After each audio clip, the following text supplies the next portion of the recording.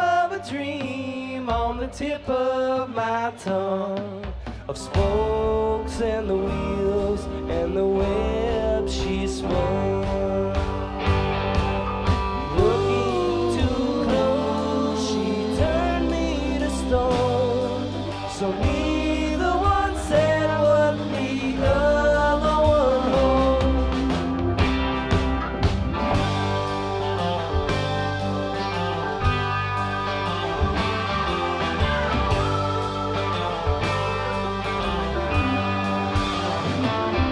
The wind was sweet, her kiss so dry, but the wine was bad by the time we tried. The reds were drawn, the whites did fly, but the wine filled up in her indigo eyes.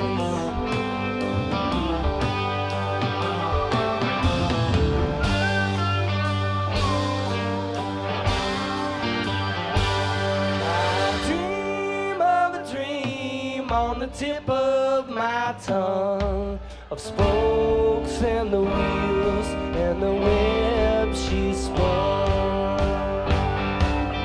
Turning her eyes, she looked pretty stoned. So neither one said what the other one wrote. There's flies in the kitchen. They came in through the window from the hole in the screen. No grass on the lawn.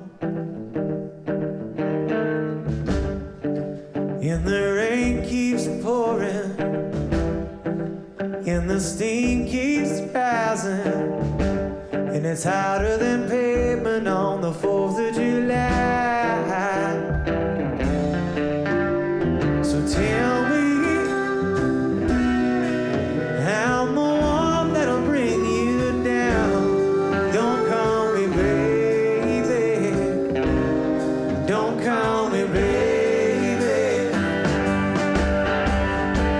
'Cause I'm thinking the same picture to you. And are you thinking the same picture of me? But you probably wouldn't ever tell me what you thought of me.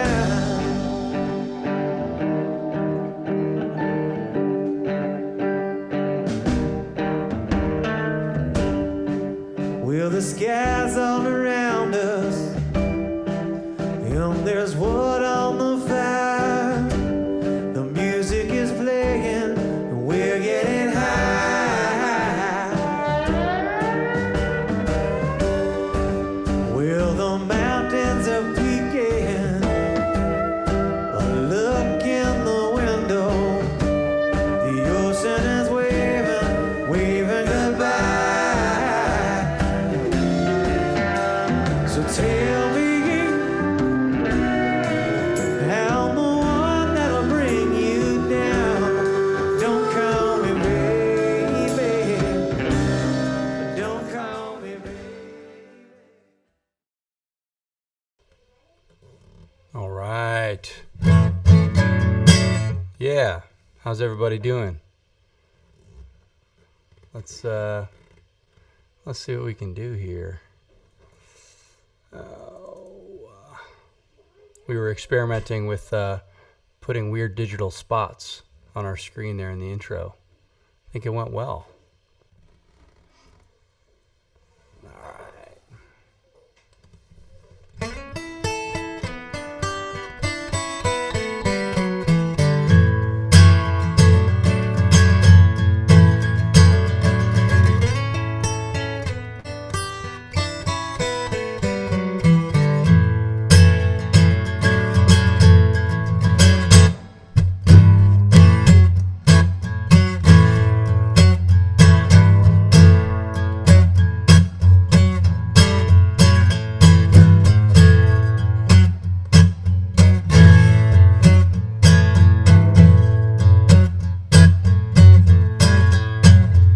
If you can't understand it, you can leave it alone. Let it be your own new way.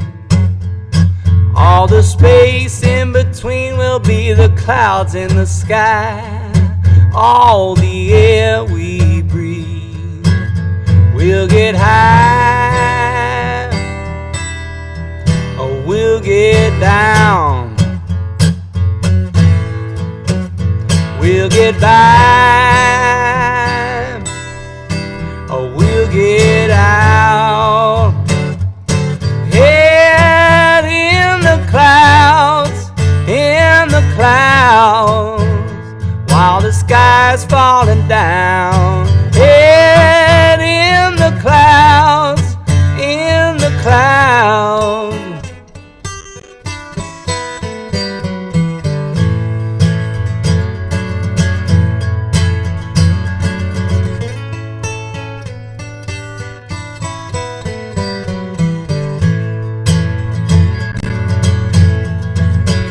All the stars in the night can shine the light on a tune. It's melody rolling a die.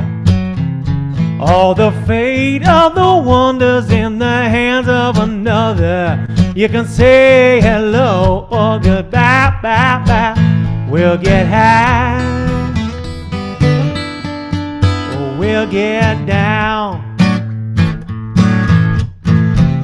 We'll get by, or we'll get out. Head in the clouds, while the sky is falling down. Oh, head in the clouds, while the sky's falling down. And in the clouds, while the sky's falling down. And in the clouds,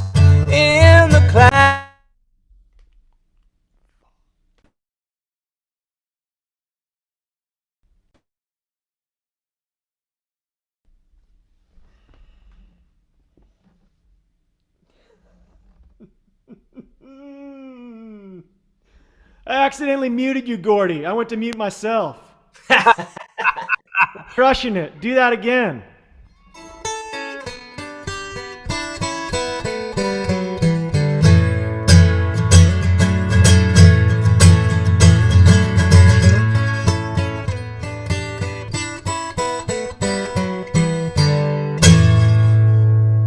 How long was I muted for? Oh, the back half of the last chorus.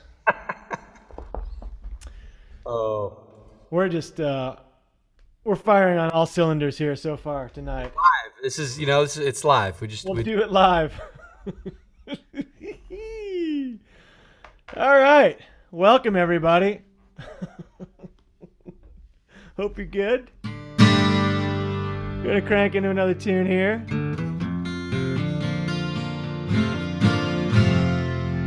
This has become a bit of a COVID anthem, but it feels like we're kind of, there's some light at the end of the tunnel, people. Feels like this song will start to be getting played just for fun. It's fun anyways, but just for fun and real. So here we go. This is called Miss My Life.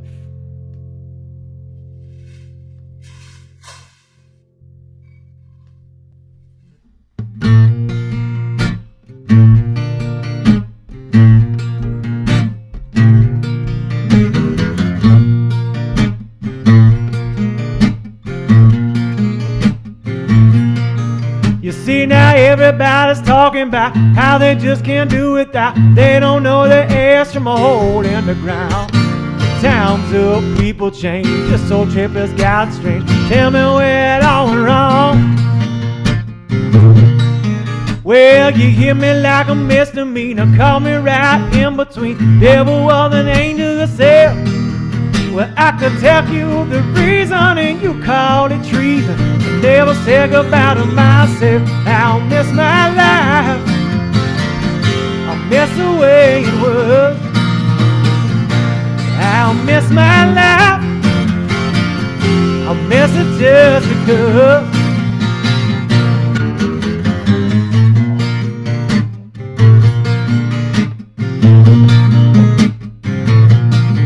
You got to work hard to play hard to get stoned. You be smarter, left, right, up, down. Where do we go? Whoa.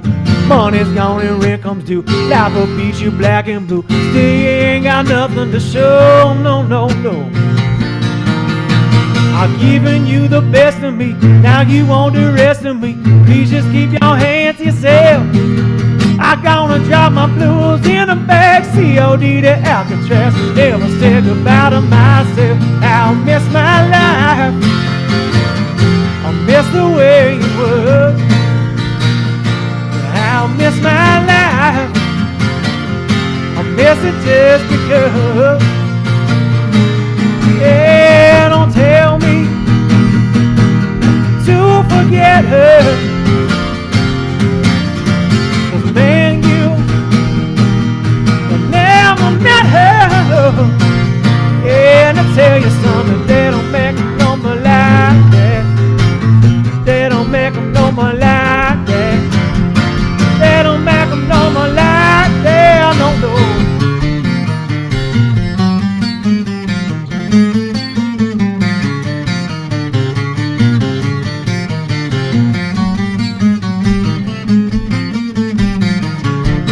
Miss my life. I miss the way it was. I'll miss my life. I miss it just because. I'll miss my life. I miss the way it was. I'll miss my life. I miss it just because.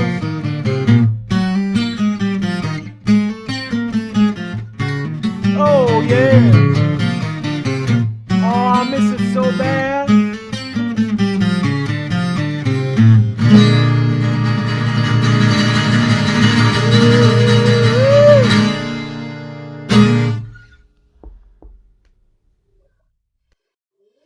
Yeah. Ooh, nice. I realized I just left my microphone on while I went and made a drink. I saw that. I almost muted you, but then after my mishap on the song before, I decided to keep my finger off the trigger. And I just I don't think I actually even just shut my camera off. I think that just happened by itself. So I just left my cursor over the camera button and the camera to shut off. So we're gonna share all the behind the scenes tech stuff here, just so you guys know what's going on out there. We want to keep you in the loop. We're all together here. Yeah, we're in it together. Man, I'm feeling inspired by the Sunday morning record theme here, and I may do another tune off of that one that we don't do all that often. Let's see here. Oh.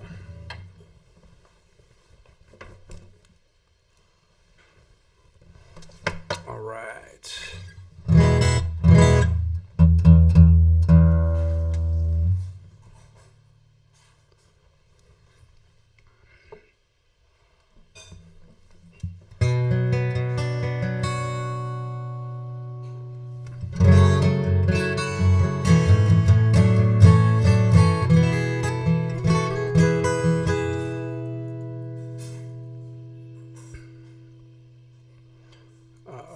Let's see here.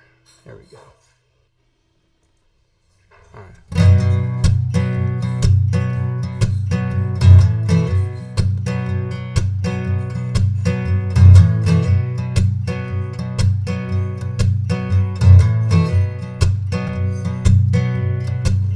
I went down to see my baby, but she was working real late.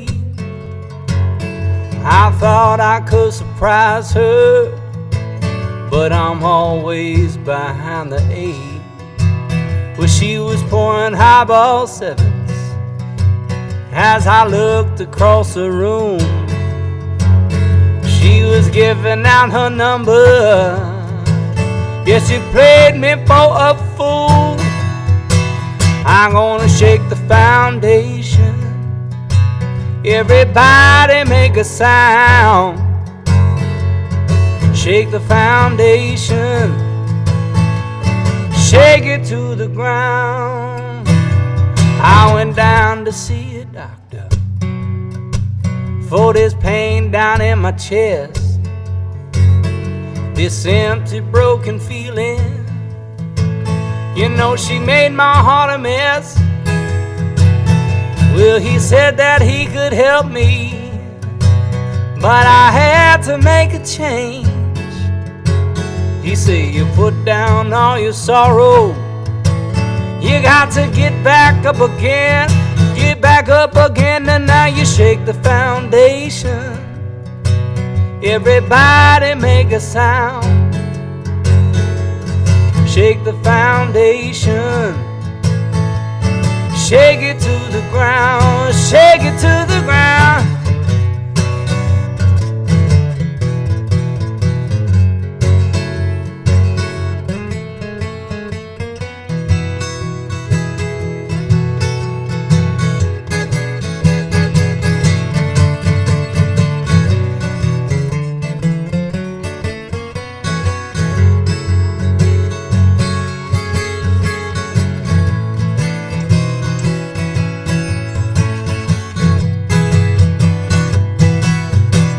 I wrote a letter to the governor, but he was putting on a show, kissing all the babies. He wanna never say no. Oh no, no, no. Well, you can't build yourself a castle without walls of solid stone, but it won't ever do you no good if there ain't nobody home. Ain't nobody home, and now you shake the foundation. Everybody make a sound. Shake the foundation. Shake it to the ground. Shake it to the ground. Shake the foundation. Shake the foundation. Shake the foundation.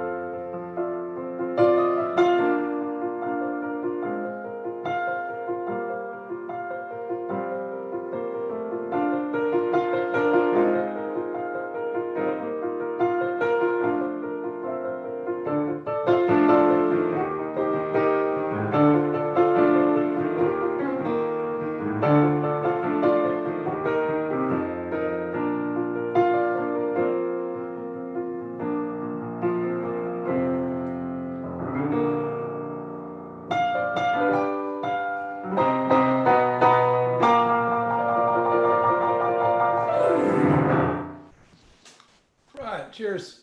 Woo! Wow, that was beautiful.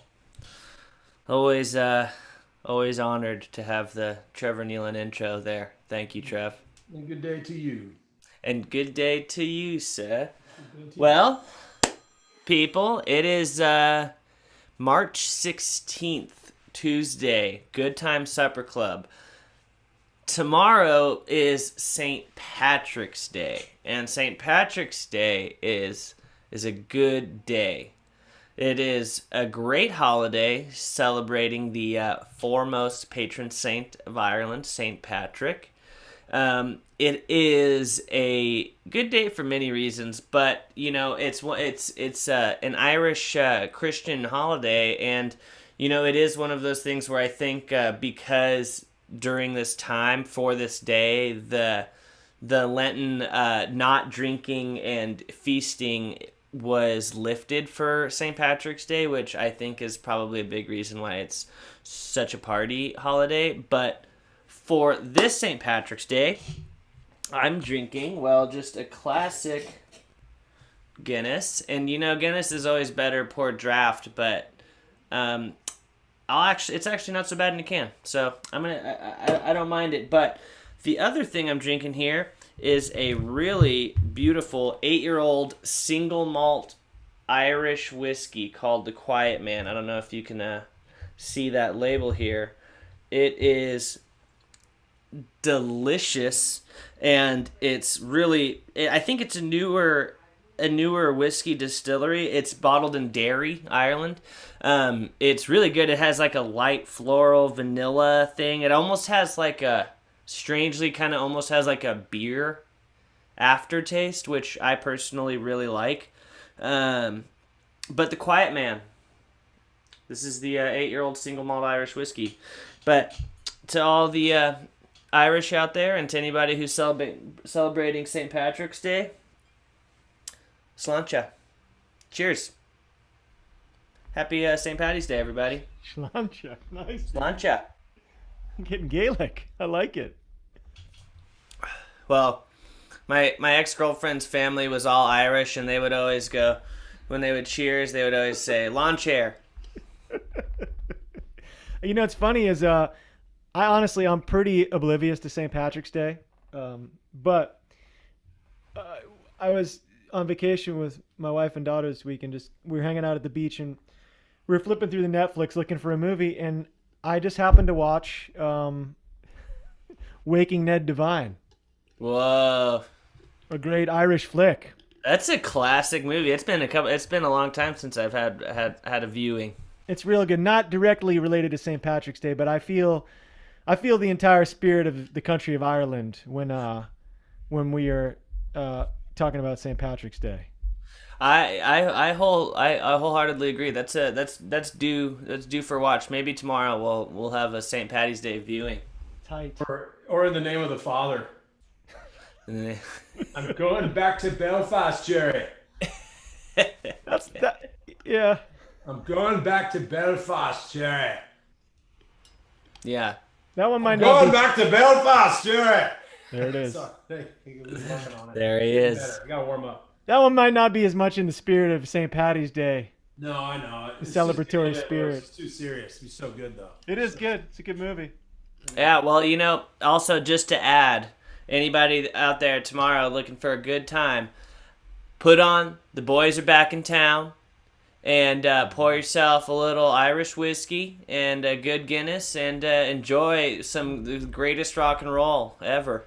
Yeah. Yeah. Nothing wrong with a little Thin Lizzy. Ain't nothing wrong with a little Thin Lizzy. Show enough. Man, it's weird. It's light outside. This is like so strange for a supper club to be starting, and it's like, well, I guess it's starting to get dark now here. It needs to be mentioned. Can we throw it out? Let's have your opinion on this, people. Daylight savings time, thumbs up or thumbs down? What's the feeling out there? I feel like maybe, I don't know, I feel like different about it in the fall than I do in the spring, Like, all of our Arizona and Hawaii viewers are void of this conversation, by the way. that's crazy too, isn't it? Yeah. Maybe they should have doubled their should be on double because they've experienced it without it. You're right. I don't know. I'm okay with it. I like having more daylight in a day. I don't know. I don't mind that. I think the debate is really for those who have day jobs and kids. For small kids, yeah. Man, the daylight savings time just messes with the kids. Like, they just don't know. They have no idea what's going on. But I guess they just plow right through it. But I guess it messes with the parents of the kids. Yeah, let's be honest. Who's it really? It's all about the parents here. They're messing with me right now, guys. So They're messing with me. I think it's like Ray Wiley Hubbard says. There's the day people and the night people. And it's the night people's job to take the day people's money. Yeah. That's a good one from Ray. And daylight savings really hinders those night people's chances. It gives them basically less than an hour. They lose an hour in their time to make some money. So, Well, let's keep it. I don't You know think. what you're saying? Hey, let's keep it. No. Are we sending it over to Richard? Not yet. Okay, Not yet. Not yet. It's going. just kidding. It's going to the man with the Camp Aska Yeti. Is that what that is? The Camp Aska. I saw the. Oh yeah, look at that. It sure is. Camp Aska's awesome. What a great place. We love them. Friends in Alabama. Yeah. Hey Gordy, did you get my message?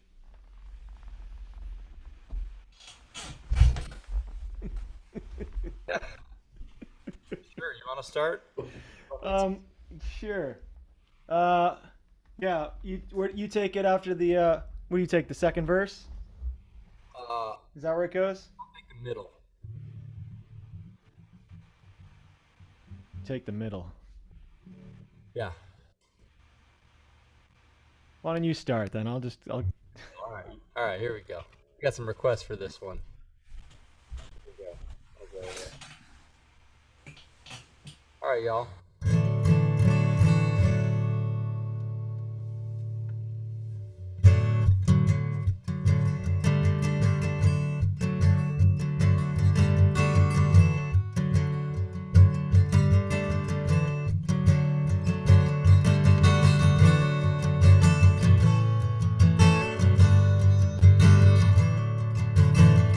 Back in the 70s, token Panama red to the Pleiades, constellations falling from the sky.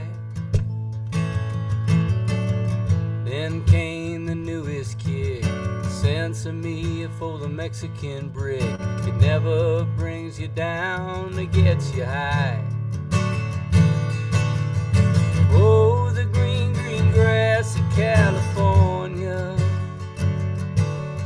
Pacific breeze so gentle and so kind. When your eyes are red, spinning in your head, remember it's only in your mind. In came the strongest stuff. The single props couldn't haul enough to keep on Mendocino County time. Up and down the PCA, from the Black Sand Beach to the Redwood Gate, they engineered the strongest strain of kind. Oh, the green, green grass of California, Pacific breeze so gentle and so kind. When your eyes are red, spinning in your head, remember it's only in your mind. We used to roll up another and another. Don't bogart, brother, you're not alone. Now a smaller stash will cost you twice the cash, and half as much will lift you to a new time zone. Oh, the green, green grass of California, Pacific breeze so gentle and so kind. When your eyes are red, spinning in your bed, remember it's only in your mind. When your eyes are red, so heavy in your head, remember it's only in your mind. Remember it's only in your mind.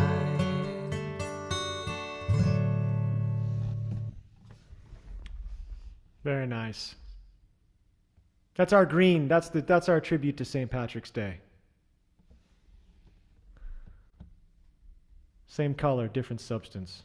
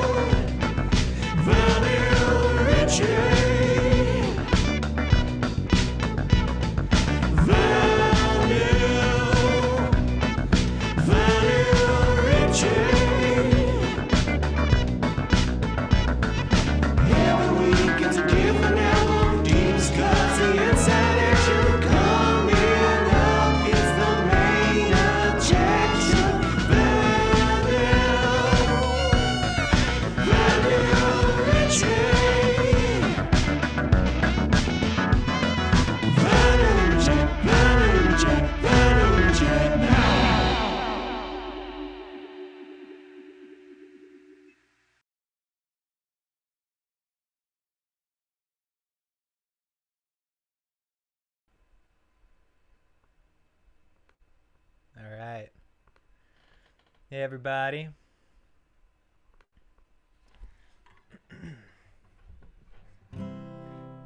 Want to be back in Tennessee, baby, you and me, just once again. Oh, to be back in Tennessee, that's the place to be, just once again.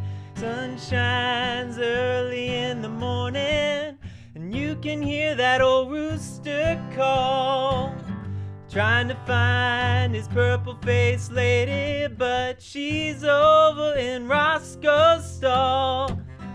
Whoa, to be back in Tennessee, baby, you and me, just once again. Whoa, to be back in Tennessee, that's the place to be, just once again.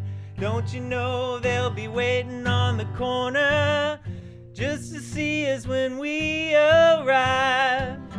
Turnip greens and some red-eyed gravy tastes mighty good with possum pie.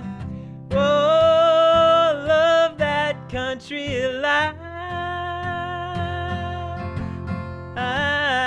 Oh, love that country life. Ooh.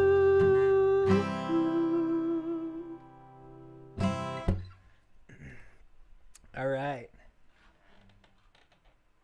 Y'all, that is one of my favorite tracks from the record we're going to talk about tonight, which is Bobby Whitlock's 1972 self-titled solo record. He made this record immediately after the after Derek and the Dominoes kind of fizzled out. So yeah, self-titled, 1972. This record was produced by Bobby and Andy Johns, and it was made in London with some work also being done in Los Angeles. But they started working on it on Bobby's birthday, I think March 18th, 1971, his 23rd birthday. I believe that's right. But the personnel on the record is just insane. This is kind of like a lost artifact. I say lost. It's a fairly unknown record, unfortunately. But this is like a rock and roll treasure. You've got George Harrison, Eric Clapton, Klaus Vormann, and then fellow Dominoes, Jim Gordon and Carl Radle, as well as Jim Keltner, Bobby Keys, Delaney and Bonnie, Jim Price. So this is like, I mean, this is basically all these guys were playing on records together for a few years there, because you had them on Eric Clapton's solo record. Before that, we kind of talked about this when I talked about Leon Russell's first solo record a couple of shows ago, but this whole crew were with Delaney and Bonnie, and then some of them went on to Mad Dogs and Englishmen, and then you had Eric Clapton's solo record, George Harrison's All Things Must Pass, Derek and the Dominoes with Layla, and Leon's record, and they were also they're on like BB King's In London album. They did a King Curtis session, like these Doris Troy, like these guys were working a lot while they were over there. Bobby Keys' first solo record. Jim Price did a solo record with these guys. Like they were all playing with each other. So really cool history there. And yeah, if you didn't know Bobby's story, you might read the personnel list on this record and ask yourself how the hell country bumpkin from Memphis, Tennessee wound up to be in such company. But there you have it. He was a domino, and yeah, it's just really interesting that all these guys work together so much. Incredible bands and albums. So check it out. Yeah, there's some really cool photographs in here too. And also for you rock and roll and just music history in general buffs, Bobby's girlfriend at the time was Paula Boyd, Patty Boyd's sister. And he's got a song on here called Song for Paula. The record opens with Where There's a Will, There's a Way, which is a fantastic barn burner of a tune that Bobby wrote. I think Bonnie Bramlett has a co-write on that, but Delaney and Bonnie would do it live. If you've ever heard their live on tour there at Clapton record, or the live 4-disc box set that came out a handful of years ago, that track was in every set, and they just rocked it. It's such a cool tune, and Bobby does it well on here. He was supposed to do a record with Jerry Wexler and Tom Dowd post Dominoes as his like coming out, solo record. And Jerry Wexler wanted him to use a band in New York, like an Atlantic group. And in Bobby's words, he wanted him to wear a suit, and wanted him to do all songs not written by him. And he just wasn't into that. So made this record with Andy Johns with all of his people and all of his songs, and it's a good one. So check it out. You should be seeing some links to purchase the record that Light in the Attic actually re-released on vinyl recently. Waterloo Records also has it on CD. I didn't see on vinyl, but you can always call and ask, and they might be able to order it. And there's a link to listen to the record, and there's also a link to check out a video interview with Bobby from not too long ago, maybe a month or so, talking about his first solo record and making it. And it's a pretty cool story. He got in a wreck the day he was making it on his way to the studio in his Ferrari. Somebody in the country, he was driving into London, and somebody in the country rear-ended him. And nothing really happened except it beat up his brand new Ferrari. But he said he pulled up to the studio, and Eric was standing outside waiting, and he was just like, what the hell happened? And he was holding a birthday present for him. But stuff like that Bobby talks about in the interview is pretty cool. So yeah, check it out. And that's all I got. Thanks. Yeah. Dude, I have to step in here. Grateful Ted made a great observation. I don't know if you can actually see this. I got to get it where it's in focus, but Richard really is sporting a very nice Carl Radel look here. I'm trying to get cool. it. Fuck. I mean, excuse me. Sorry. There you go. There's Mr. Radel. Nice. Richard, you really do got a nice Carl look right now. Yeah. Going He with had the Radel. the linen glasses in the stash. And the like pulled back hair, messy pony, dude. It's a good look, dude. I think he was actually balding, but Well, I mean, listen, we're not gonna go there, dude. Carl, Raiders of the Lost Ark. Ooh. Rich, you played with Bobby. Do you have any good Yeah. stories you could share us about your time playing with Bob? yeah, there's plenty, dude. Let's hear a good one. That's a good one. Maybe a short one or a long one. Tell us the best one. I didn't mean yeah. to put you on the spot. I just knew that you played with him and he's a legend. Yeah, I don't know, man. He's got a lot of stories, pretty amazing. He's actually got a pretty insane memory. the stuff that he can recall. But yeah, legend. When he sat in with us at Geraldine's for the South by wrap-up party, he came and played. He came into my keyboard world and sang, what do we do, Bell Bottom and Tell the Truth? Yeah. Yeah. And right when he started singing into my mic, he exploded the monitor. Like, I checked my microphone at a certain level, and whatever level I checked it at was about 1/20th of what Bobby Whitlock sang at. It was pretty awesome. Oh, go ahead. I could hear. I think I could hear Bobby acoustically above the band, even without the monitor. That's how loud the man has an incredible set of lungs. It really is Incredible. And he's a little dude. You know, he's like not. Stature. He's not a big guy, but he really pound for pound, he might have more air in his lungs than anyone I've ever sang next to. It was remarkable. Yeah. That's Bobby. Well, where should we go from here? Should we do a song? Should we do a song, Gordy? One. Do a song, man. Do a song, Gordy. Like we got people photobombing us here. All right, here we go.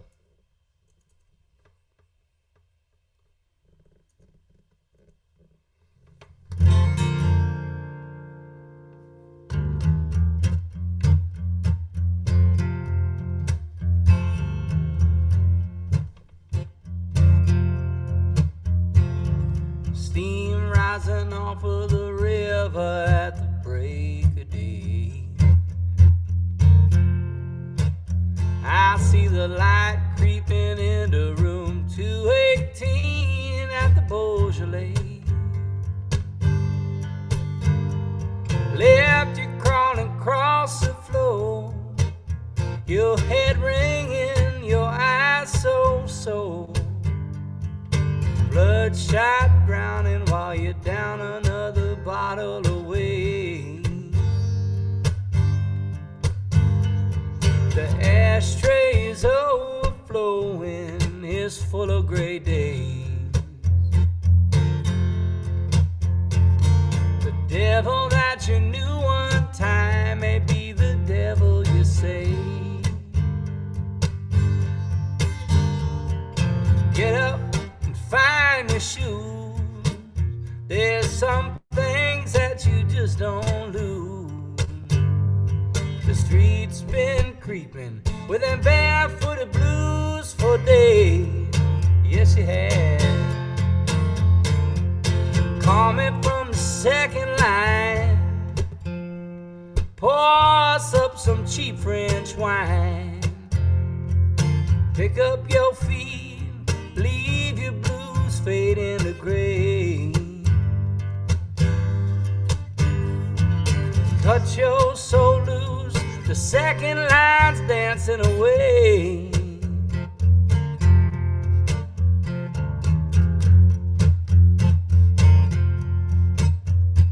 There's a crowd down under the window in a big parade. They got a brass band dancing in front, oh, umbrellas they wave. They're gonna shake it till the sun comes down. They just laid on Moses down in the ground. Get yourself together, walk yourself right out of your grave. Call me from the second line. Pour us up some cheap French wine. Pick up your feet, leave your blues fade into gray. You got to rise up and put on your hat. You ain't good, but you ain't that bad. The dirge is over and the band's just beginning to play. Cut your soul loose, the second line's dancing away. cut your soul loose, the second line's dancing away.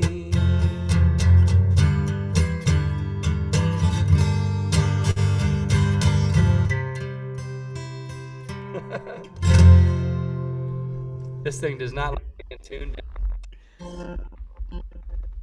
Hey, Gordy. Yo, A lot of people asking. We got a great thing coming up next, but before we get to that, a lot of people were asking about that guitar. They thought it was a new guitar. Now I know it's not, but maybe you could tell the folks a little bit about that guitar. There were a lot of shiny guitar, cool guitar comments populating. it looks good. It does not sound good right now because Sounds great, man. yeah, the sound's great.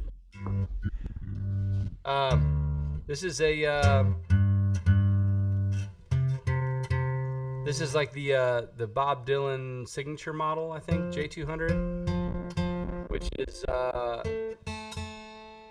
think the story goes, I think the J200 that's on Nashville Skyline, I think it's a J200 that maybe George Harrison gave to Bob Dylan. And then Dylan ended up putting a second pick guard on the top of it to make it look cooler. And if that's true, which I'm not 100% sure if it is, but if that's true, that's also the Here Comes the Sun guitar, because Here Comes the Sun was recorded on a J200, and I think it would have been the same one. But anyway, at some point, Gibson reissued, or they did a kind of a guitar modeled after that particular J200. And my buddy Matt actually bought this. This is his guitar. It usually lives in the studio. But today it will not stay in tune. I have it tuned down, and it's being a little cranky because it's been moving around. But anyway, yeah, that's the story. It looks really good. Usually it sounds good, but not today. It is. It is a very, very nice looking guitar. Aesthetically, very pleasing. Well, And it's time for our special guest. It's time for the guest. Ladies and gentlemen, this is I think we're at week 48. And it's been all musicians. We're going to mix it up a little this week. Now, this gentleman is a fine singer and a wonderful musician in his own right, but he makes his daytime money in the nighttime too. He's a funny man, a good friend, the great Chris Porter, ladies and gentlemen, from Los Angeles, California. Chris, how are you, man? What up? I'm good. How are you? Doing great, dude. Good to see you. It's good to see Hey, you. Chris. What up, everybody? What up, Jesse? How's it going, man? Hey, man. Going well, man. You are, the way your camera is, you look like you're in a documentary, like all the time. Well, I'm prepping for the Good Time Supper Club documentary that gets made. The biopic that will eventually come. They need good evidence, Who's playing you in the biopic? I mean, my first thought would be like Robert Redford. Joaquin Phoenix or I don't know, Robert Redford. Somebody age appropriate. I got Clooney all day for you. So, Chris, what's going on with you, man? What have you been up to? Well, I mean, I've been actually working quite a bit since October. A lot of the, middle states are opening up at least to some capacity. So it's been a lot of Ohio and Florida. So, but yeah, man, I got this week off for jury duty. So life's just been grand. We thank you for your service. What an honor. Dude, they get me every 2 years. It sucks. Scoop, like a good case right now. I don't know. You're basically on call like a new waitress. Like you have to call every night to see if you come in the next day. So it's You didn't do anything to try to sabotage your duty?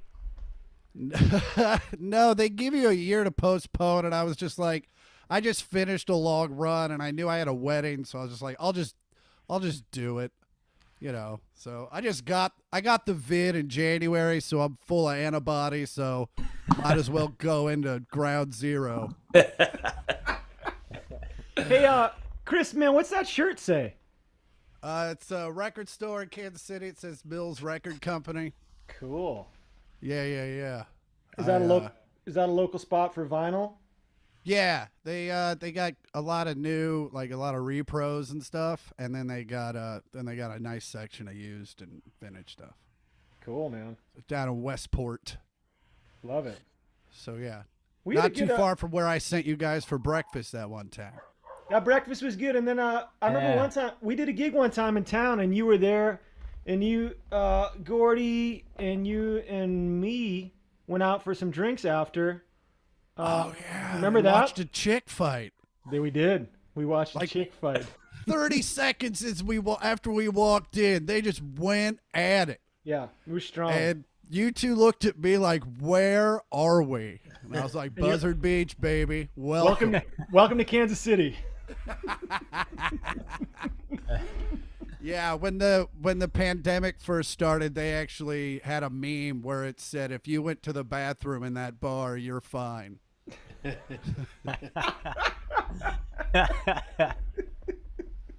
So Awesome. do you remember when we were in Salida and that guy tried to fight me and Gordy filmed it? I was just gonna say we had a good. There was a run. I don't know if you want to. Good might not be the right word. I'd probably use good because I take delight in these strange things. But there was a good run of strange encounters in bars after gigs. Not even like super late, but the Kansas City thing. Yeah. We did a show with you in Salida, Yeah, and with Mitch. you got accosted by a gentleman outside after the show. And I could tell he had walked up to one of you and said, "Where's the comedian?" Because Gordy was filming when they walked up, and he taps me on the shoulder, and I'm like, "What?" He's like, "I need to talk to you." And I saw Gordy with the camera. I was like, "Oh fuck!" And and he didn't even know what to say. He's just like, "You don't know what time it is," and blah blah blah. Meanwhile, he's 80-year-old man with a white handlebar mustache. I'm like, I think one of us needs to check our watches. Yeah. But I got at it, nothing happened. He was just fronting for his girl so she'd ride in the back of his motorcycle. I had a few strange encounters in Salida. Yeah. Yeah. I don't think it was just you. It's such a cool town till it isn't. Very true. Very true. That's the Bureau of Tourism. That's how they're promoting it. Come on down to Salida. We're a lot of fun till we get mad. Steve's gonna be mad if he's watching this, but we love Salida. I'm trying to think now. Help me out. Where did we first meet? Oh, the Kid Rock cruise. That's right. Oh yeah. How could I forget? Oh yeah. That's right. How could I remember? How could you remember? Yeah, there's photos from there I do not remember, including one of me and Ed and Bob. You know what? I meant to pull that up so I could screen share that. I'll try to do that when we're doing the video because it's a pretty awesome photo. And it's very obvious none of us are sober. Yeah, there was not. Yeah. That was a really fun. That was my first time on the boat. Was that your guys' first year? I think I don't so. I don't believe so. No? I don't think so. Oh, How many years did we do it? 4? I don't know. A bunch. I just think we be did lucky you didn't have to go to the Dominican because that was a complete shit show. Because you see all these bougie rednecks arguing with help that don't speak conversational English, and they get real mad about it. And they go, "God damn it, this is," and then they realize it's not America, and then they get super mad and they just storm off. It happened every night, and it was fun. It was like a form of bingo. Well, I remember Cruise life, man. the first time on the cruise, and it might have been that very first cruise. We did a jam. I don't know if you joined us during our set, if we were like hosting a jam. I don't really remember, but you got up and sang. I don't remember. Sang the weight. Yeah. Yeah. It was me, you, and the lady singer for Bob, the blonde hair. Stacy. Stephanie. Stacy. Yeah. Yeah.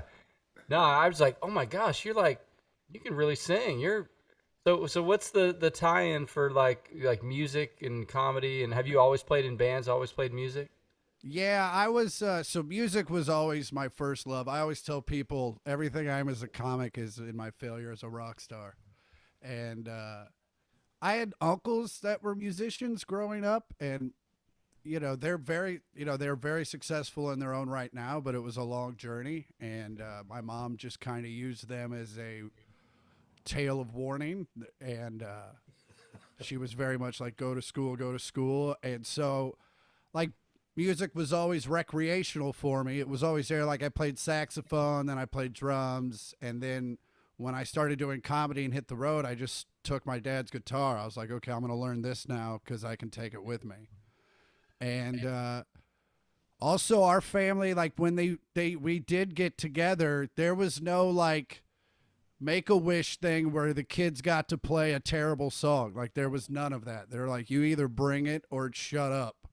And it's still like this to this day. Like my uncle still doesn't like it when I play guitar at Christmas. He's just like, now it's just a talent show. And I'm just like, okay. Yeah, so it's always been there. And, obviously music's been a huge part of my life. And I've always been obsessed with it. So, yeah, so I just kept playing and singing and playing and singing.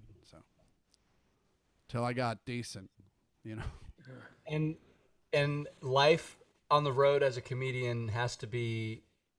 Is it similar to like being a folk singer? You're just traveling like by yourself. Yeah. You like load in, you do a sound check, you do a show, you go back to the hotel by yourself, and you kind of like. Yeah, we don't do sound checks. There's no need for sound checks. I show up, and if it's on or it's off, one of the two. And yeah, I fly in, I do the gig. Pre-pandemic, we'd go and do radio to promote like Friday morning and stuff. But other than that, yeah, it's pretty lonely. It's you in a hotel, but luckily, especially these days, I'm only out for like 3 days, so I don't really have time to get too lonely. And but yeah, it's a lot of alone time. And what is the like? Is writing jokes like writing songs, and then you like compile like a stand-up routine, and then it's like an album, and then you go out and you kind of like play that album, and then our cycles are actually exactly opposite. Like you go into the studio and write a record and then tour on it. I go out on tour, write the record, and then record it. And then hopefully by the time the album comes out, I'm not doing those jokes anymore live. Like, because I usually have about 6 months of post-production. So I have that 6 months to just write as many new jokes as I can. So when people come out to see me, hopefully I'm only doing like 1 or 2 of those bits. And then a whole new 40 minutes before that. So you work way harder than we do. And it's kind of the inverse of bands, right? Like, most bands, it's like they get a few greatest hits and they can play those for the rest of their career. You write your biggest bits, and then you don't get to do it ever again. You know what I mean? You gotta do new stuff. It's crazy. What's weird is it was like that for a long time, and now audiences are very much like, no, we want to hear the old stuff. Huh? To the point where, like, if I start the first 2 sentences of a joke, it's almost like the opening riff of a song where people will start to applaud once you start saying it, which is really cool, but also really off-putting the first time you hear it, because you're like, oh, that was super awesome. Oh, I need to keep going. Yeah. Speaking of people starting to applaud, here we go. There it is. There it is. Take that in. I am holding onto that bottle for dear life. I don't know what Bob's looking at in the picture there. He's gazing in a strange direction. I know what he's Not thinking the camera. That's what we know. I gotta say, in retrospect, I didn't fare the worst in this picture. I don't think. No, you look great, Ed. You look just clear-eyed and ready. Oh yeah, definitely. You look like you just ready. showed up. So there it is, folks. That's proof that that actually happened.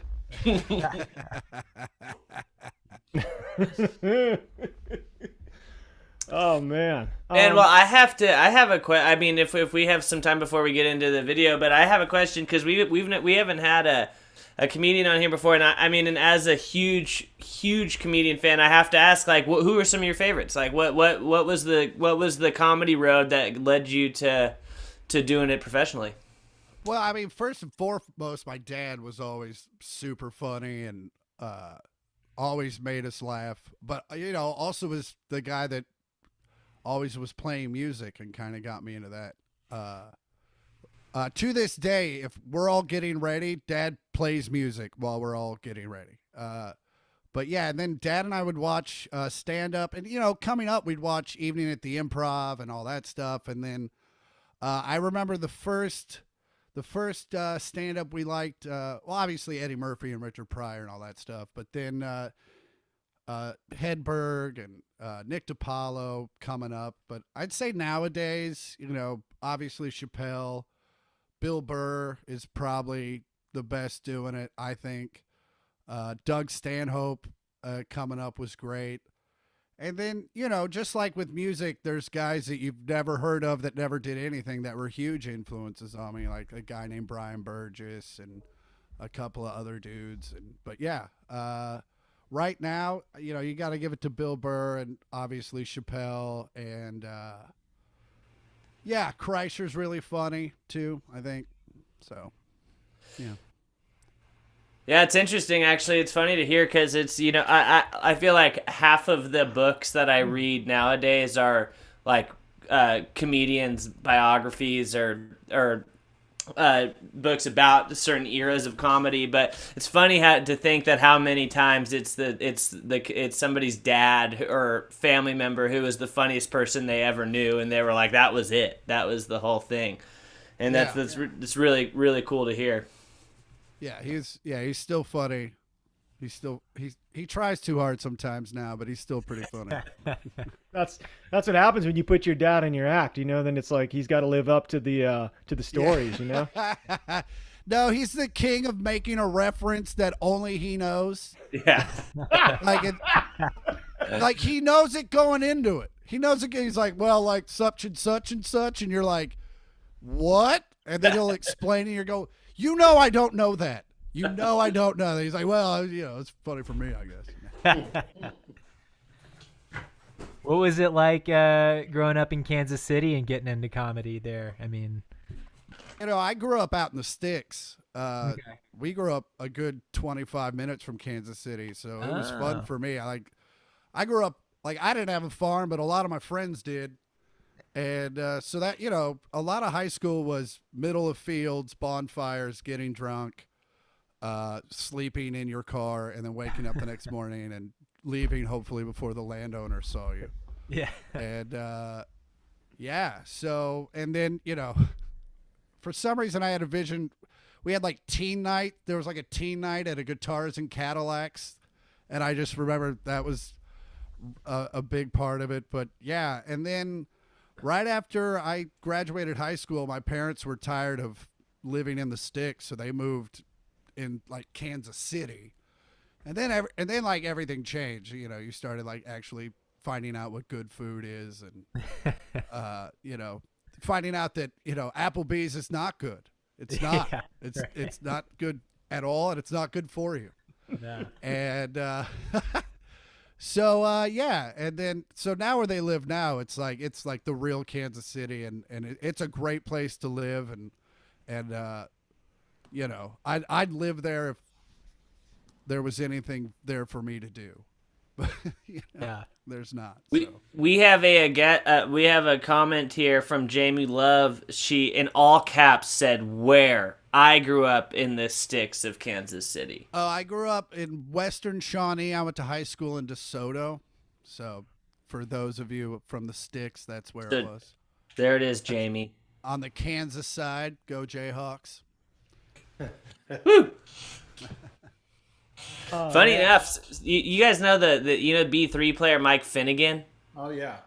He had a full ride scholarship basketball to the Jayhawks, and he turned it down because he started getting sessions to play B3 on some records, including Electric Ladyland. So that's a little music tidbit there. You know, there aren't many reasons to not go to Kansas to play basketball, but to play B3 on Electric Ladyland is definitely one of them. Yeah, he's and he has had just as an illustrious career since then as well. So I'd say that worked out for him. Good call. Jamie Love says, I dated a DeSoto boy for years. Oh, Well, go Wildcats. Pride of the Caw Valley League. Here we go. Yeah. So let's can you hang out for a little bit? Of course, man. This is all gotta I'm watch the doing. video. Let's California's still closed. let's we're open here in the Good Time Supper Club. So let's watch this video, this collaboration we did together. Yes. Excited. And we'll debut it for ourselves and for everybody out there. So just mute yourself and turn your camera off for the time being, and we'll fire up the color team. Watch the pictures as they fly through the air.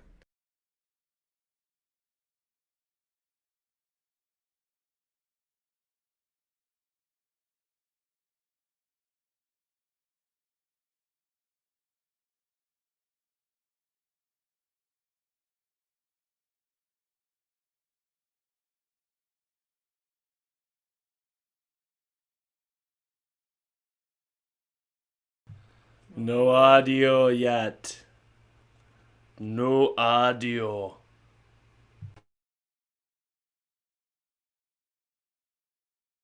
Hang on, we're gonna fix this problem. Stand by. I'm telling you, we're having like Zoom did something. There's something in the software here. Got it. In the ones and zeros. Here it comes, guys. Second time's a charm.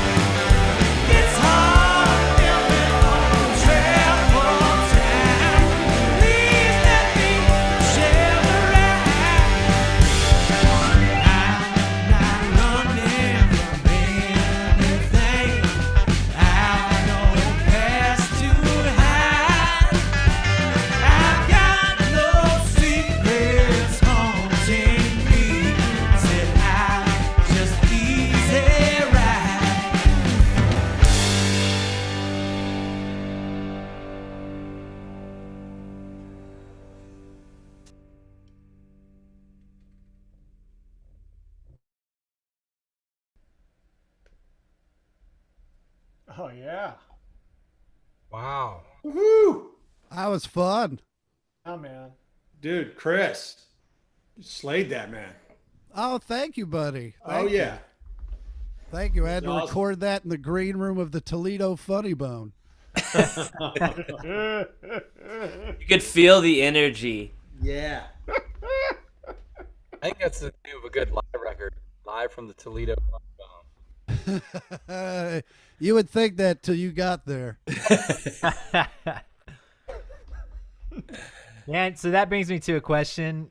Now that you're doing shows again, kind of towards the tail end of the pandemic, have you noticed a difference in like the audience reception of your material, or just the overall vibe of the people there watching you?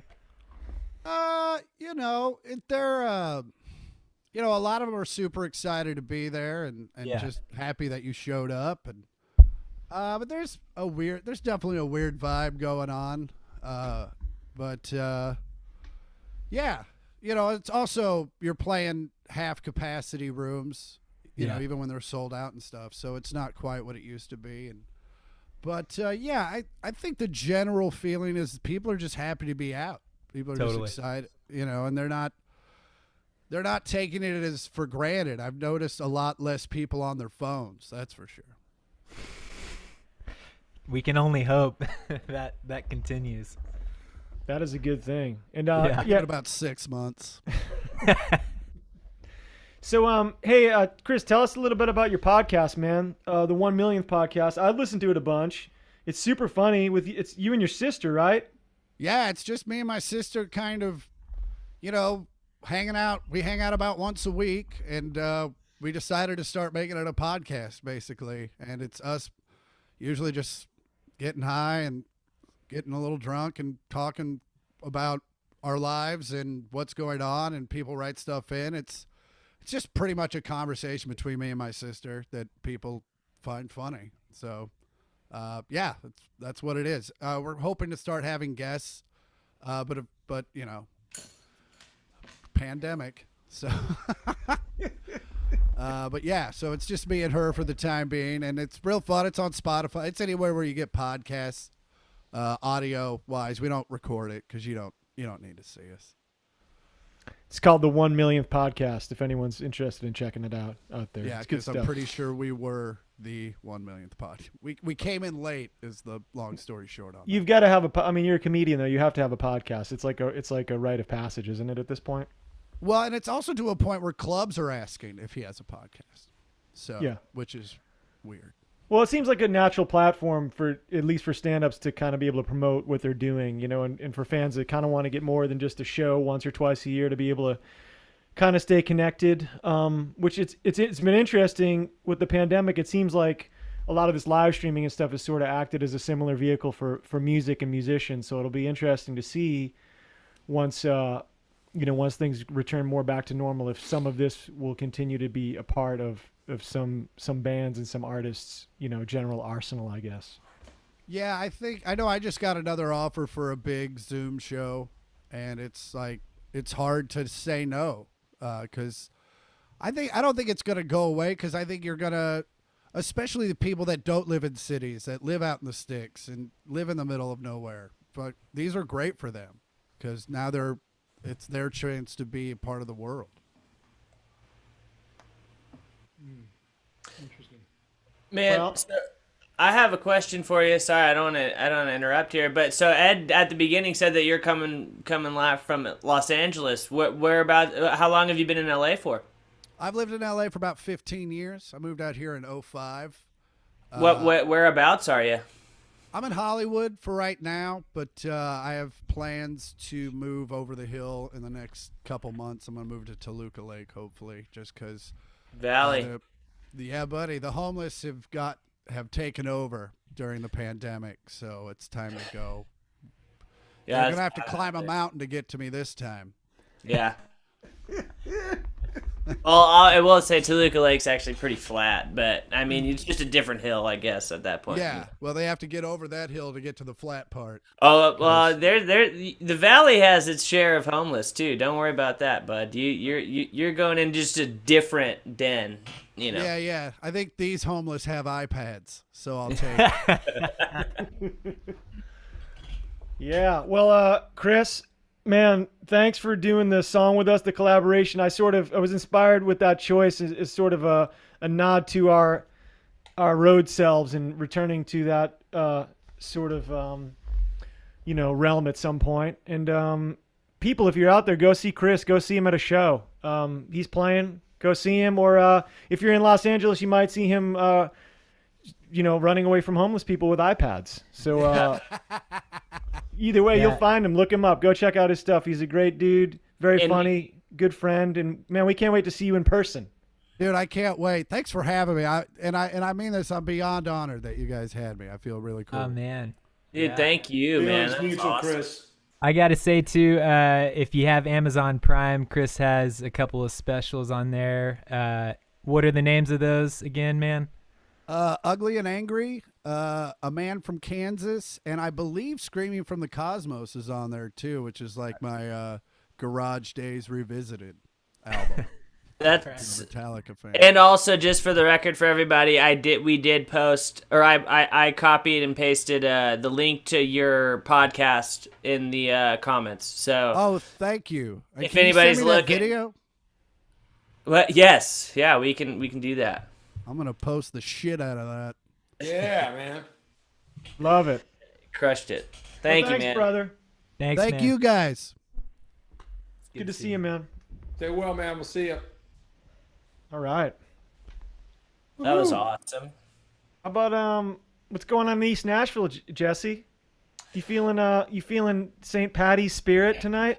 I'm feeling the St. Patty's spirit. I'm still just enjoying my Genai.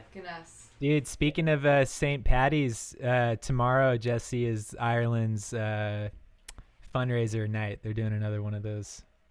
Oh, well, that's a great plug right there. St. Patty's Day tomorrow.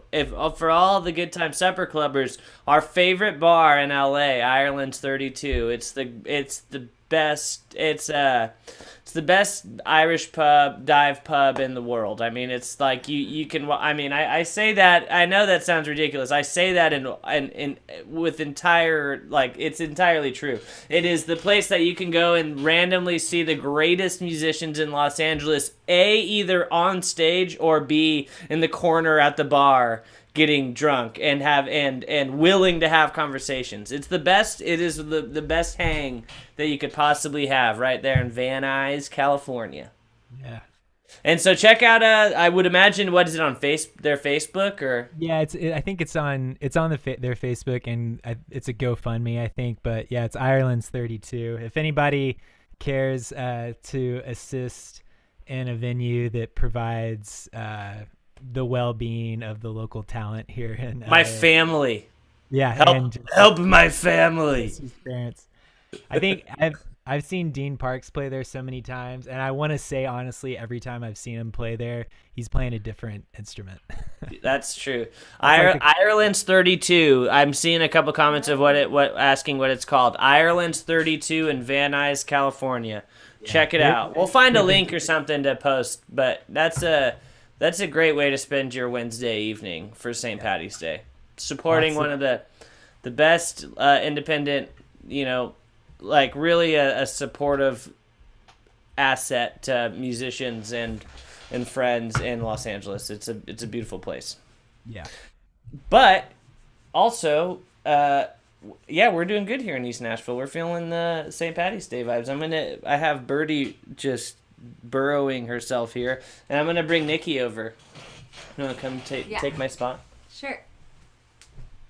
Feel like it's been forever, y'all. Nikki. Hey. I haven't seen you. Been too long. Where's the camera? Oh, right here. Hi. I know, it's been way too long. I was really hoping to get to see you guys in Austin, but Mother Nature had other plans. Snowbit. Yeah, we're gonna do a song by a Northern Irelander. Is it Dan Fogelberg? No, that would Dan Fogelberg would have been a cool. That would have been actually Birdie off. I wish I would have talked to you, Richard, before we chose this. Off. You could have done another Old Lang Syne, and Richard could have played the soprano sax solo at the end.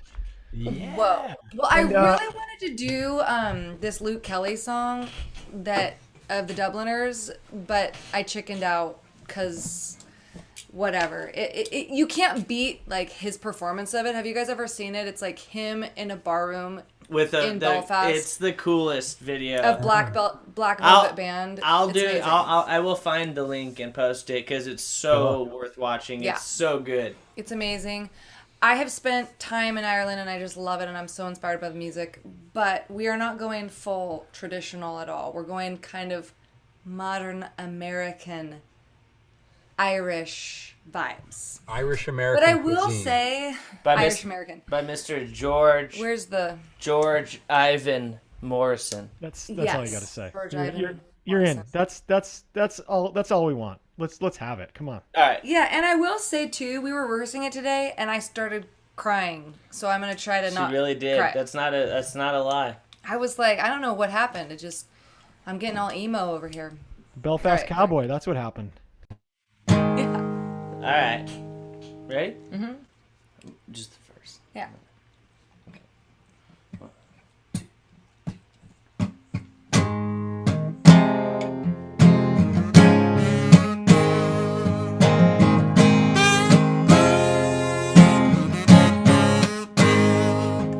When it's not always raining, days like this. When there's no one complaining, days like this. Everything falls into place like the flick of a switch. Well, my mama told me days like this. When you don't need to worry, days like this. When no one's in a hurry, there'll be days like this. When you don't get betrayed by that old Judas kiss. Oh, my mama told me days like this. When you don't need an answer, days like this. When you don't need a chance, there'll be days like this. All the parts of the puzzle start to look like they fit. Oh, I must remember days like this. When everyone is up front and they're not playing tricks. When you don't have no freeloaders trying to get their kicks. When it's nobody's business about the way you wanna live. I just have to remember the days like this.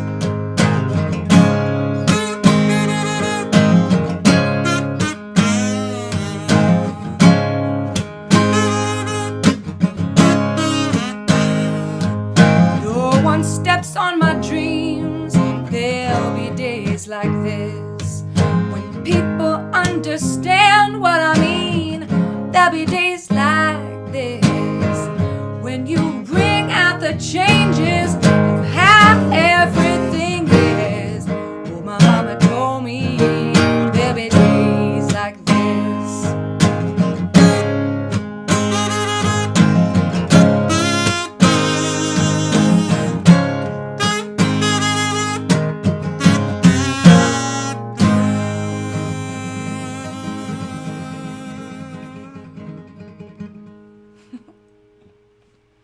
There'll be days like this. Truly.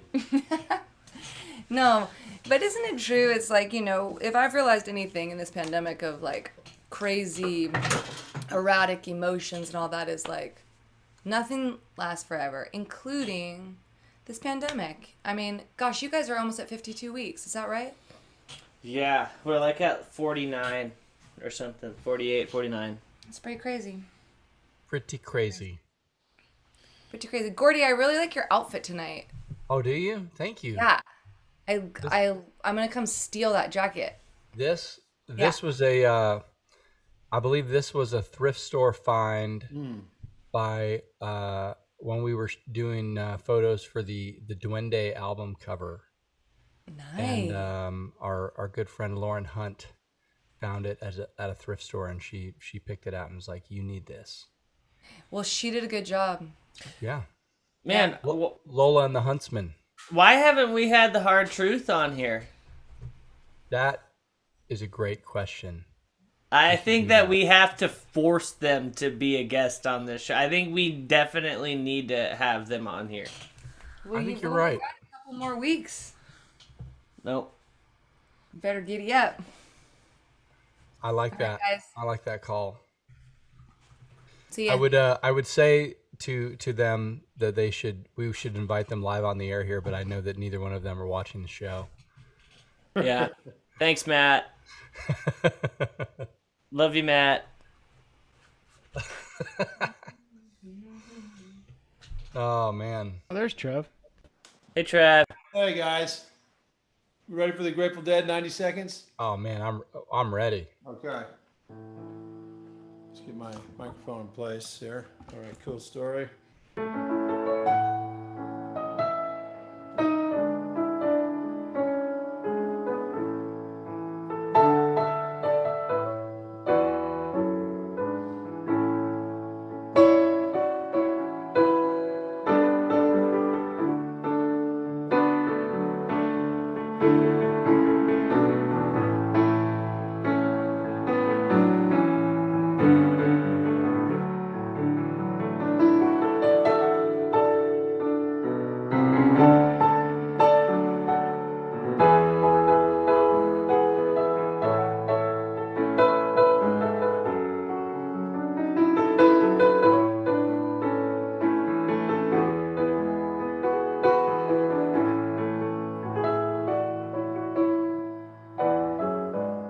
I butchered that. Sorry. That was it must have been the Roses, which was a beautiful song from the show I've selected for you tonight.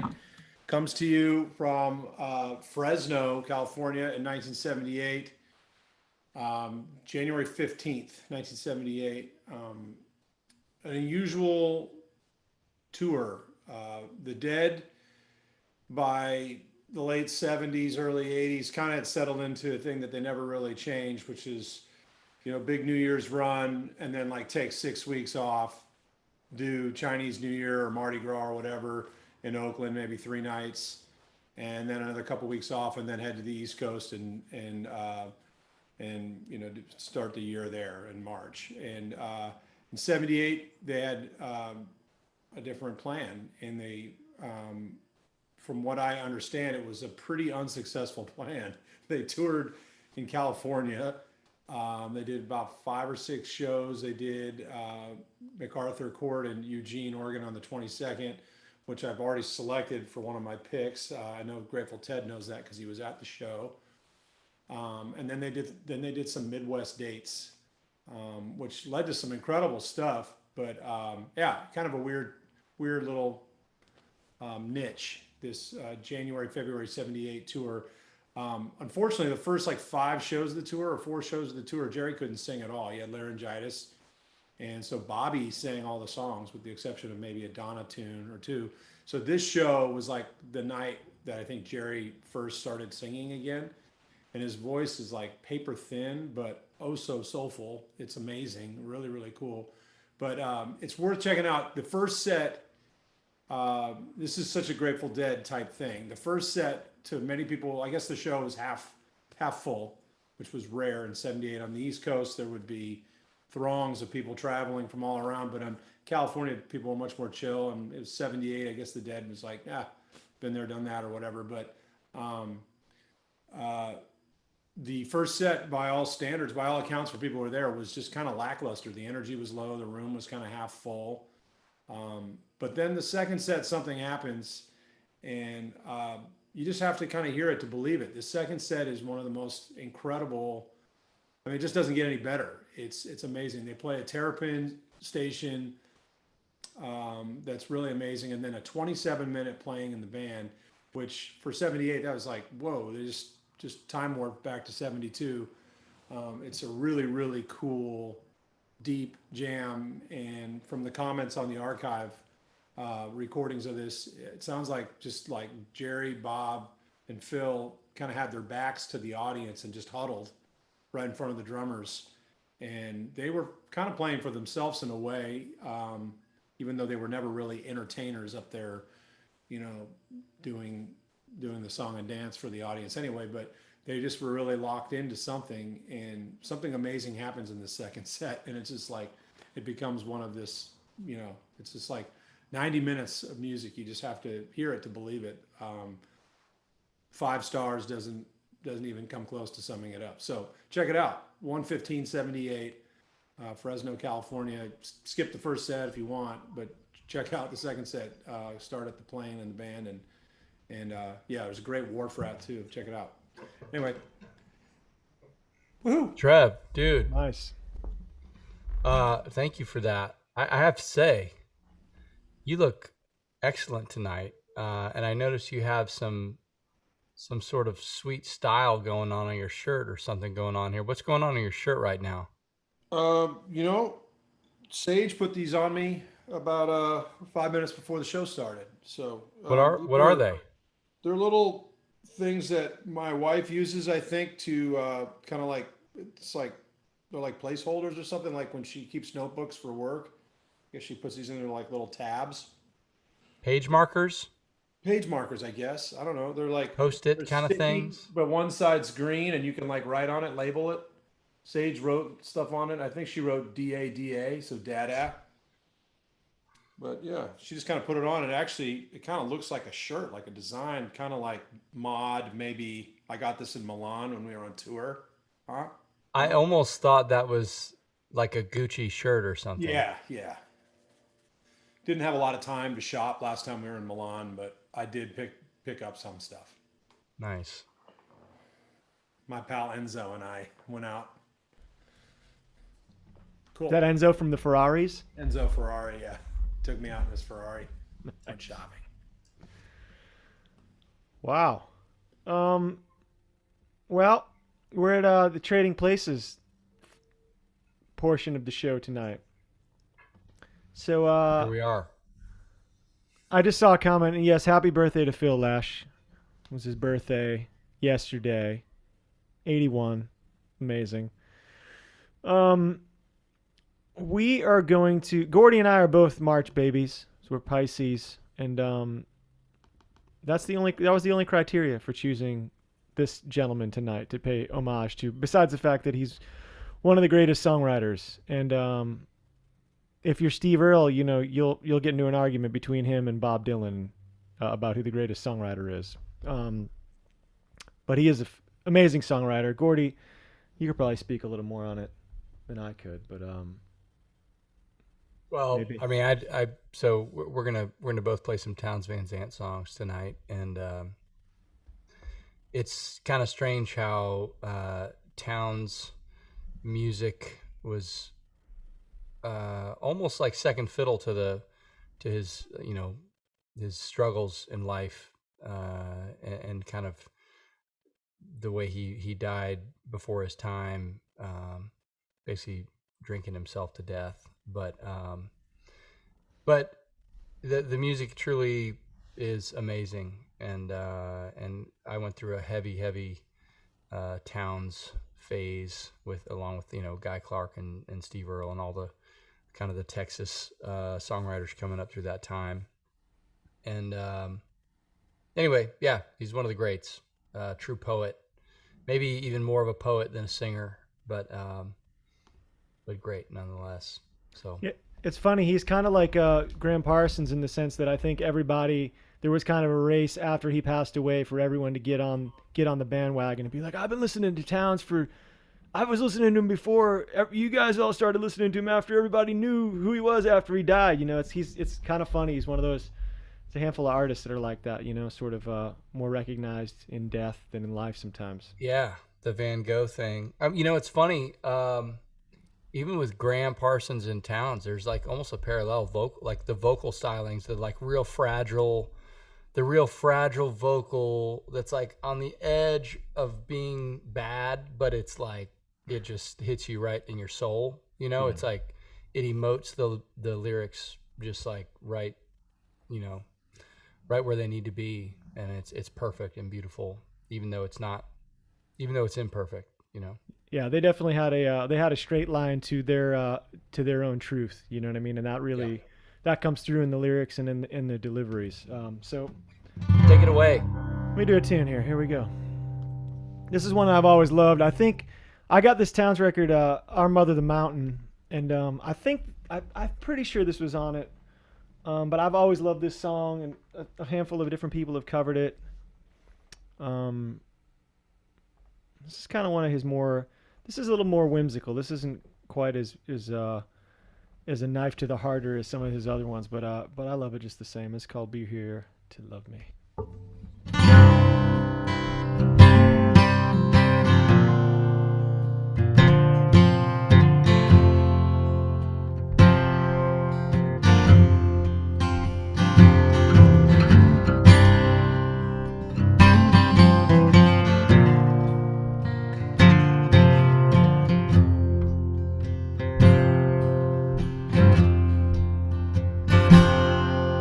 You have seek conclusion in all this confusion, man.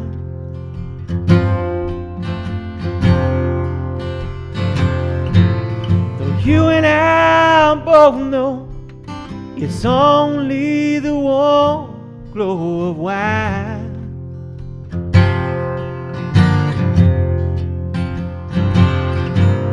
It's got you to feeling this way, but I don't care. I want you to stay and just hold me and tell me you'll be here to love me today.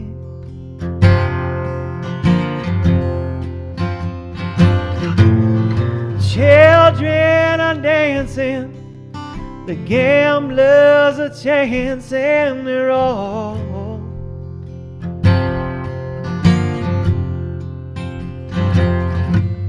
The windows accusing the door of abusing the wall.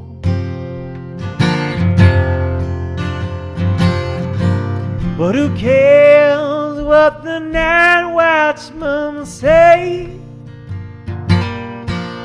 The stage has been set for the play.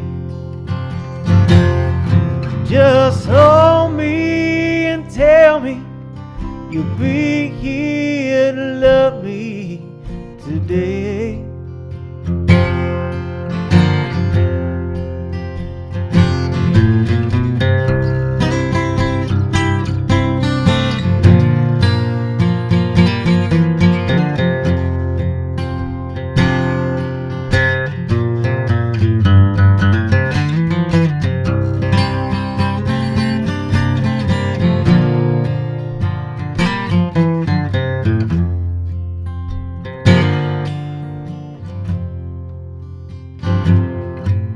Well, the moon's come and gone, but a few stars hang on to the sky.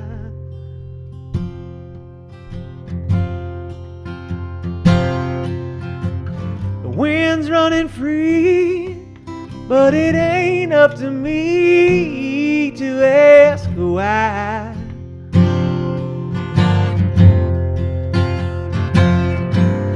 The poets are demanding their pay, and they've left me with nothing to say. So hold me and tell me you'll be here to love me today.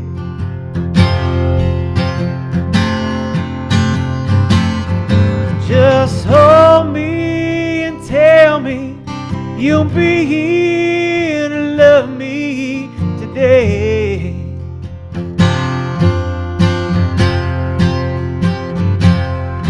Just hold me and tell me you'll be here to love me today.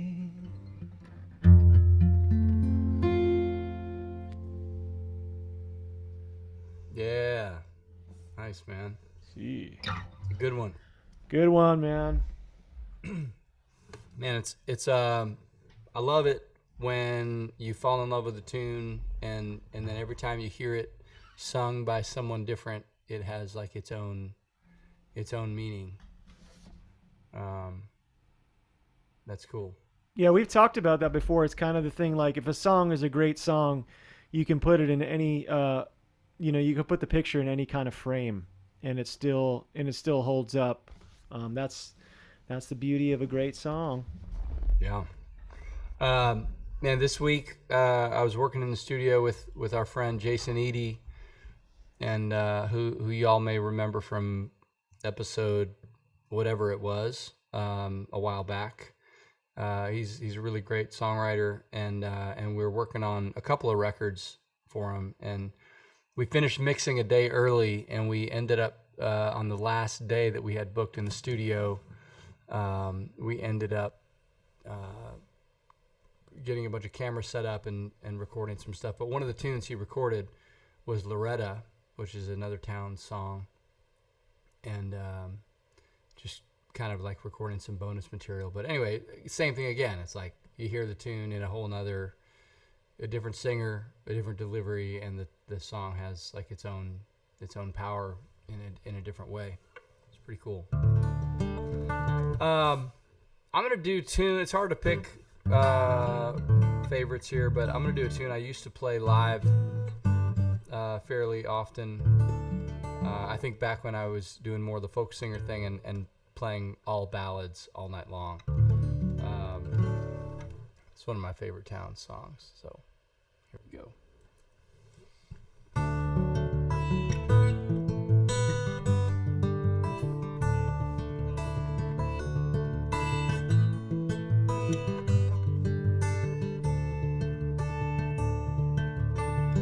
Won't say I love you, babe. Won't say I need you, babe. But I'm gonna get you, babe, and I will not do you wrong. Living's mostly wasting time, and I waste my share of mine. But it never feels too good, so let's not take too long. You're soft as glass, I'm a gentleman. We've got the sky to talk about and the world to lie upon.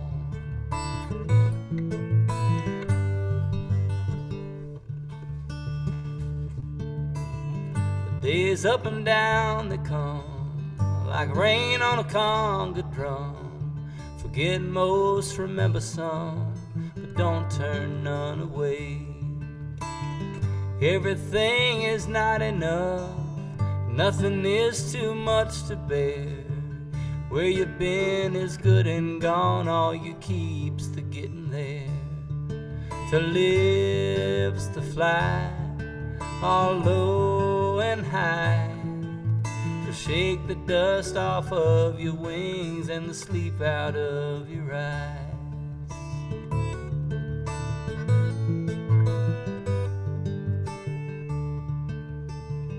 Goodbye to all my friends, it's time to go again. Think of all the poetry and the picking down the line. And I miss the system here, the bottom's low and the treble's clear. But it don't pay to think too much on things you leave behind. Well, I may be gone, but I won't be long. I'll be bringing back a melody and the rhythm that I find.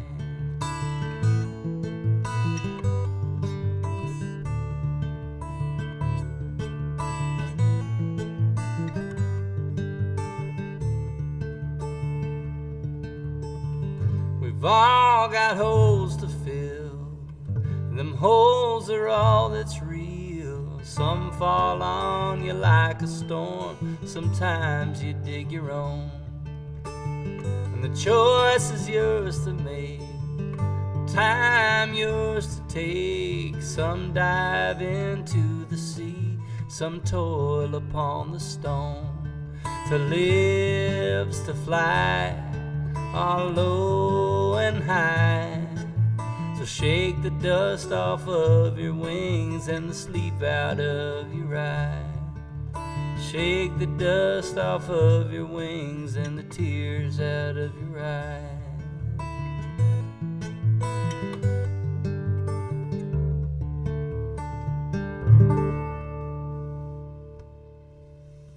Yeah. Beautiful. Love it. And I have to say, if any of y'all are interested in hearing Gordy and I do more stuff like that, we are doing some personal concerts the next couple of weekends. I think this Saturday and next Friday. We have a few slots available still, so you can go to bandofheathens.com/book and check that out. We'd love to see you. We haven't done those in a little bit, so it'd be nice to catch up with some friends that we've made over the months doing those shows.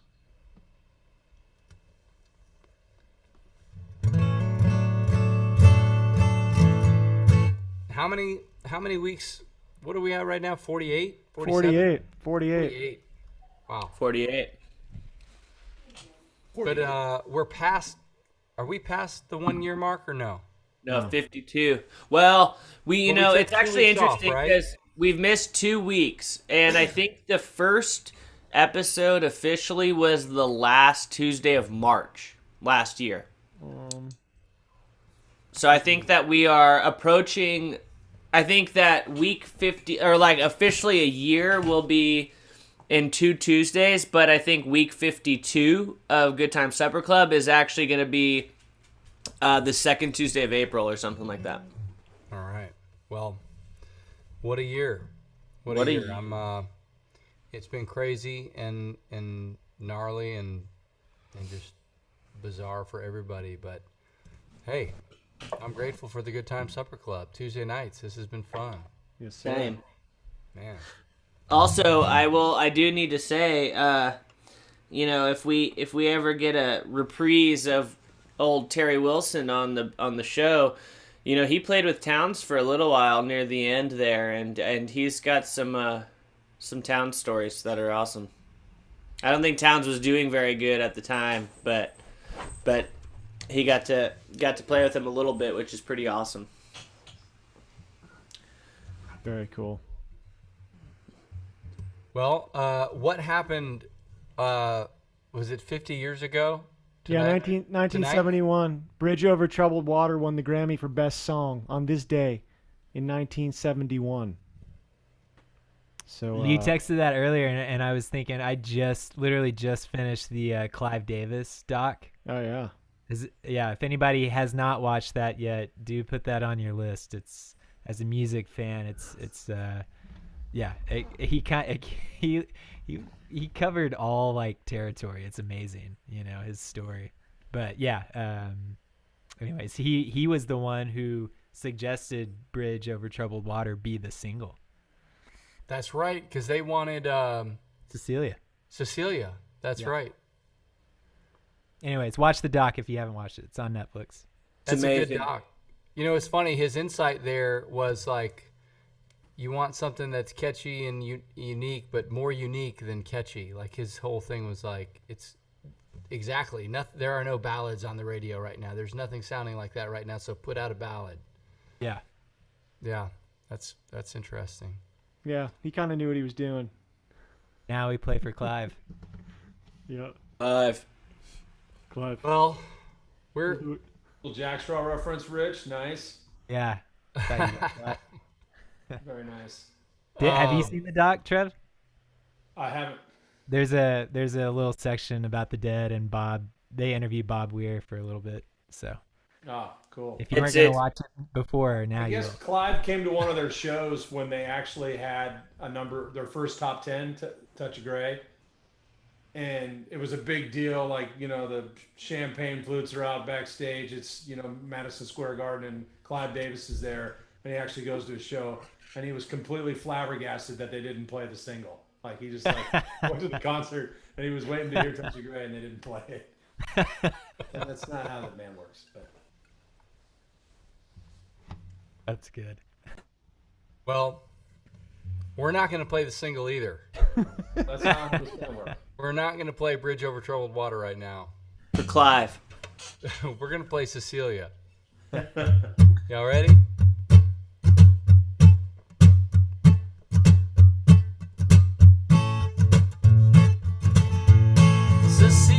Cecilia, you're breaking my heart, shaking my confidence daily.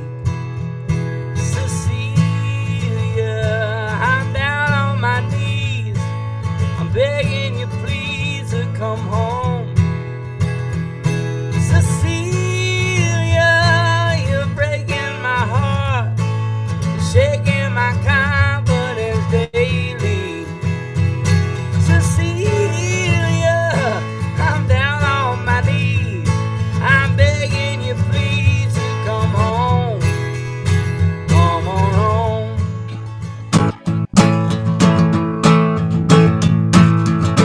Making love in the afternoon with Cecilia up in my bedroom. I got up to wash my face. When I come back to bed, someone's taking my place. Cecilia, you're breaking my heart, you're shaking my confidence daily.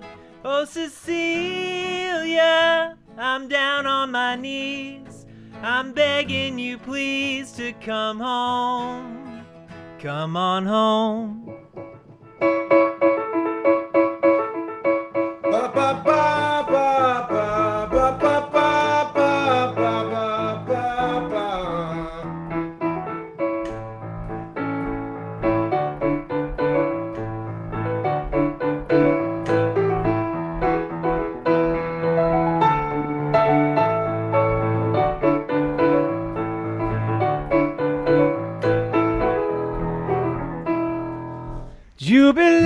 Jubilation, she loves me again.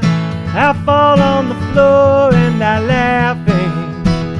Jubilation, she loves me again. I fall on the floor and I laughing.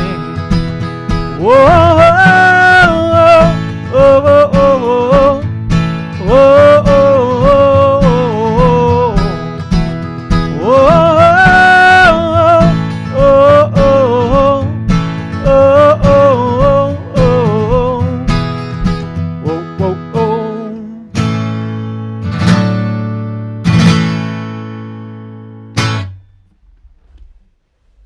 All right.